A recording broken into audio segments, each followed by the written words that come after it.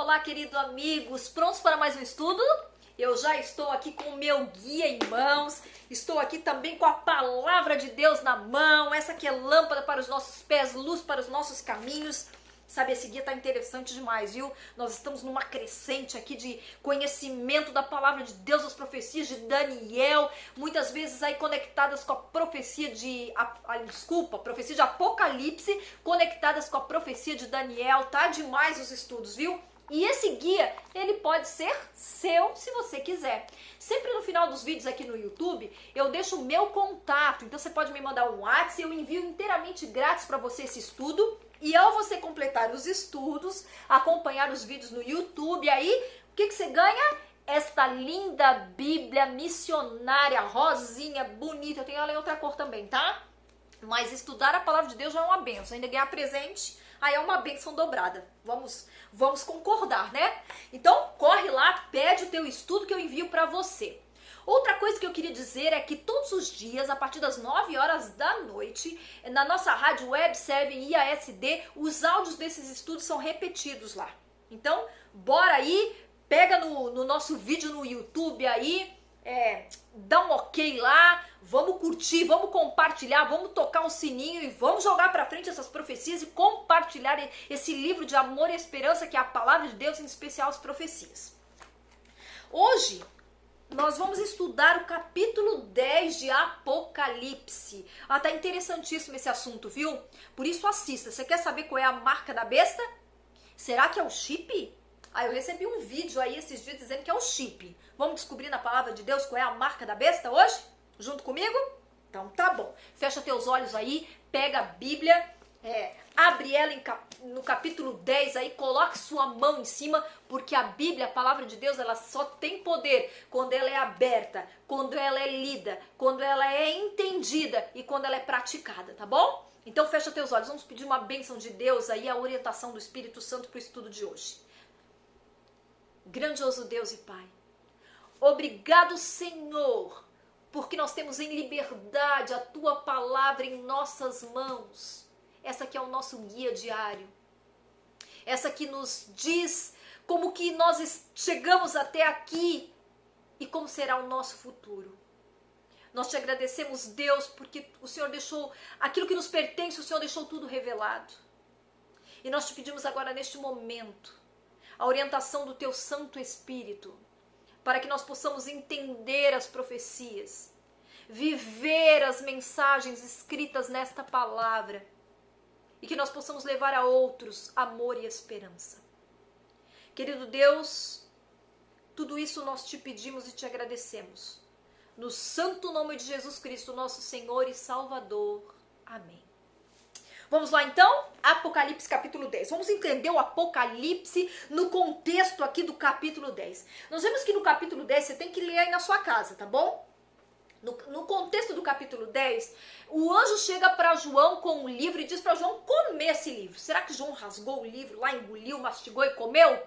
Olha só, nós sabemos que o Apocalipse não é uma linguagem literal, ele é um livro profético. Ele foi escrito em sinais, ele foi escrito lá, como diz Apocalipse 1, e foi notificado, ou seja, foi escrito em símbolos. Então nós vemos que João come o livrinho, e quando ele mastiga o livrinho, quando chega na boca de João, aquele livro ele é muito doce, mas quando ele cai no estômago de João, ele se torna amargo como fel, é uma coisa ruim, né? Que causou talvez um mal-estar aí em João. E João escreve isso pra gente. E agora como que eu vou entender isso? Que livro é esse? Que é doce quando chega na boca, amargo quando cai no estômago. Quando eu olho para a profecia se cumprindo na história, nessa perspectiva historicista que nós estamos estudando, eu entendo um movimento chamado milerita. Quem era esse movimento chamado milerita? Pesquisa na história, tá bom? Isso que eu tô falando pra você.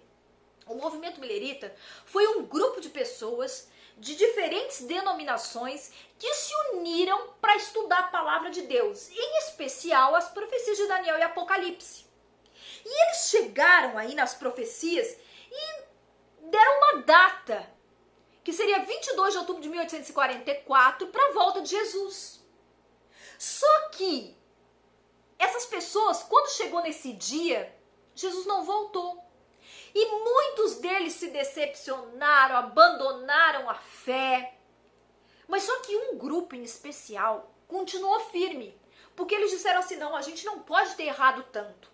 E aí voltaram a estudar, e eles descobriram que a data estava certa, mas que o evento estava errado.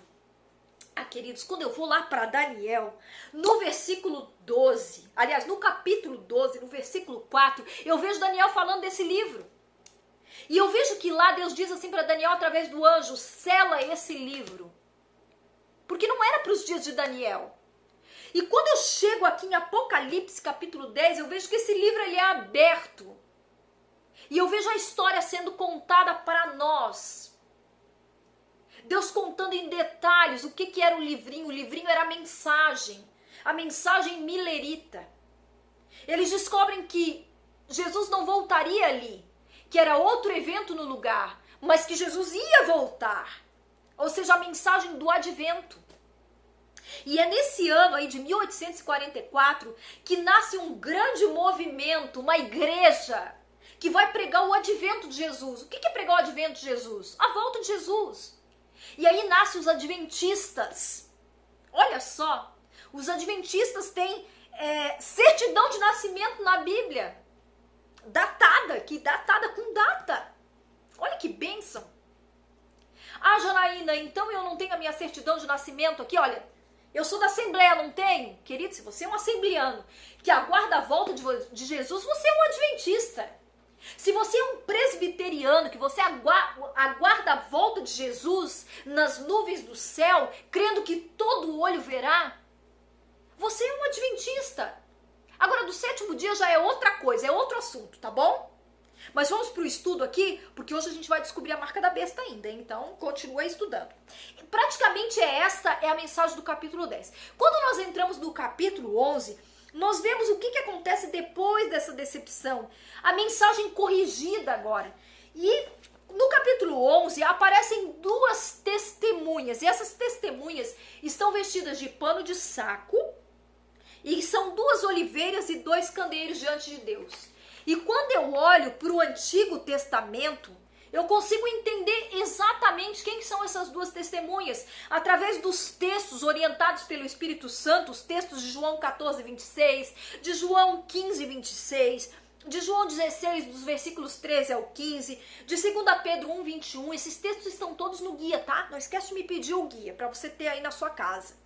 E o que o Espírito Santo do Senhor revela através da sua palavra? Quem são essas duas testemunhas? O Antigo e o Novo Testamento. Olha que coisa linda. A Bíblia, a palavra de Deus em sua totalidade, nos 66 livros. Durante o período de perseguição dos 1260 anos, que vão de 538 até 1798, o Antigo e o Novo Testamento, eles foram proibidos e silenciados pela Igreja de Roma. Durante esse período aí, a Bíblia não podia ser lida. A Bíblia não podia estar sendo manuseada. E mesmo assim, continuaram dando testemunho do amor e da verdade de Deus. Muitas pessoas continuaram. Lembra? Se levanta aí nesse período tantas pessoas para defender a palavra de Deus. Em Apocalipse 11, no versículo 5 e 6, conclui-se que aqueles que pretendem causar dano a essas testemunhas, ou seja, a palavra de Deus, a Bíblia em sua totalidade, aos 66 livros e a verdade neles contida, ou atacam, morrerão. Que triste, hein? E a mesma advertência também é dada em Apocalipse 22, no versículo 18 e 19. Só que diz aqui também, no contexto do capítulo 11, que tem um conflito ali. Porque a Bíblia ela é perseguida. E quem persegue a Bíblia é a besta. E a besta aqui em profecia quem é? A besta que sobe do abismo. É o próprio Satanás, o inimigo de Deus. Então ele persegue as duas testemunhas. Ele persegue a Bíblia em sua totalidade, o Antigo e o Novo Testamento.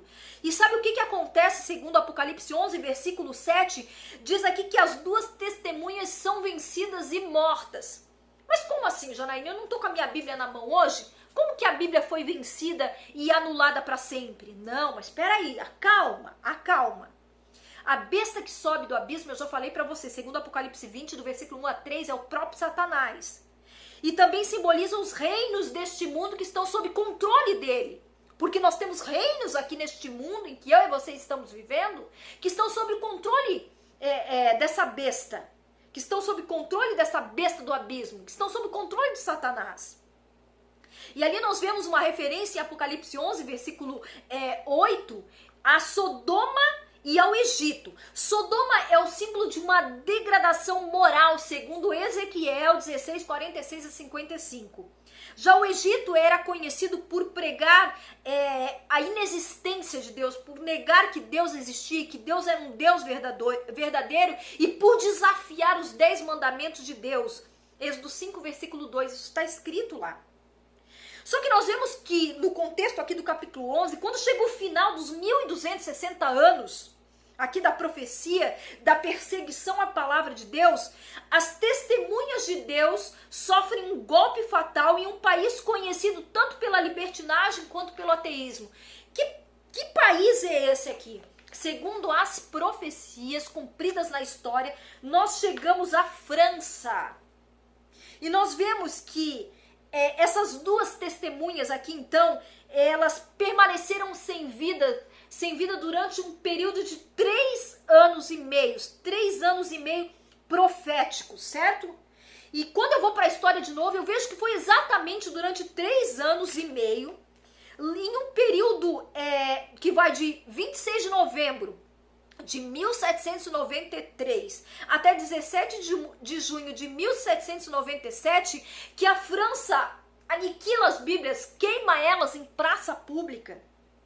E quando eu olho para Apocalipse 11, no versículo 11 e 12, diz assim, ó: mas depois dos 3 dias e meio, um espírito vindo da parte de Deus neles penetrou, e subiram ao céu numa nuvem, e os seus inimigos as contemplaram. Ou seja, depois desse período de 3 anos e meio que calaram a palavra de Deus ressurge novamente, porque Deus é poderoso, porque Deus é um Deus que não deixa a iniquidade passar em branco. Quando que isso ressurge então? Quando eu vou lá para Apocalipse, vai lá para Apocalipse agora, no capítulo 14, no versículo 6, diz assim, ó, Apocalipse 14, versículo 6. Vi outro anjo voando pelo meio do céu, tendo o quê? Um evangelho eterno, para pregar os que assentam sobre a terra, e a cada nação e tribo e língua e povo, dizendo em grande voz. Eu vejo a palavra de Deus sendo levantada novamente, e agora a palavra de Deus vem com a força toda, porque ela vem com 3 mensagens poderosas a serem pregadas a todo mundo, a toda língua, a toda tribo, a toda nação. E que mensagem poderosa é essa que ressurge depois da perseguição? Vamos entender isso? A primeira mensagem está em Apocalipse 14, versículo 7. E diz assim, ó: temei a Deus e dai-lhe glória, porque é chegada a hora do seu juízo, e adorai aquele que fez o céu, a terra e o mar e as fontes das águas. Essa mensagem é uma mensagem poderosa, diretamente aí, ó, em resposta à teoria da evolução. Sabe por quê? Porque ela exige adoração ao Deus Criador. Quando eu vou lá para os 10 mandamentos, eu descubro aquele mandamento que tem as 3 características de selo, que nos leva a um dia especial para adorar este Criador, que é o sábado do Santo Deus, concedidos lá no Monte Sinai, segundo o Êxodo 20, do versículo 8 ao versículo 11, afirmando que Deus é o nosso Criador. Portanto, na primeira mensagem, o convite do anjo do Senhor nos convida a nós termos uma adoração a Deus, porque Ele é um Deus Criador, e para pregar essa mensagem para o mundo. Ou seja, o pano de fundo aí dessa primeira mensagem poderosa são os 10 mandamentos. Qual é a segunda mensagem, então? Eu falei que tinham 3. Vamos para a segunda mensagem? Apocalipse 14, versículo 8. É uma mensagem que parece pequena, mas ela é grande e poderosa. Diz assim, ó, que nós teremos que pregar assim: caiu a grande Babilônia. Quem é esse anjo aí que se levanta? O anjo é eu e é você nesse contexto, porque é nós que vamos pregar pelo poder do Espírito Santo. E diz assim: caiu a grande Babilônia. A mensagem do segundo anjo, que sou eu e é você, revela a apostasia no meio cristão.